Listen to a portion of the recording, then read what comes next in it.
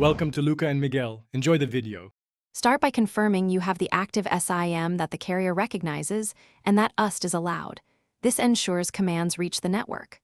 Once done, note or back up the current Ussd string so you can restore it if needed. Now open your phone's dialer and make sure you have a stable network signal. Without it, the change won't register. Make sure to disable VPN or proxy apps that could interfere with dialing sequences before proceeding. You will now enter the Ussd command exactly as required by your carrier, using asterisks, hashes, and digits.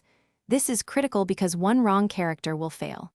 Once done, carefully replace any parameters, like account number or short code, following the carrier's format and avoid extra spaces. After typing, press call and let the session complete. Do not hang up or switch apps during the exchange because interruptions can leave the code partially applied. Finish by confirming the change. Check for the carrier's confirmation message or an immediate account update. This proves the code registered. If you don't see confirmation, make sure to retry with corrected syntax and exact symbols because most failures are formatting errors. If retrying fails, try another handset or SIM to isolate whether the problem is device-based versus network-based. One key troubleshooting tip: if responses are blank, toggle airplane mode for 10 seconds and repeat the Ussd to reset the session. Thanks for watching and please subscribe. It's the best investment you'll ever make.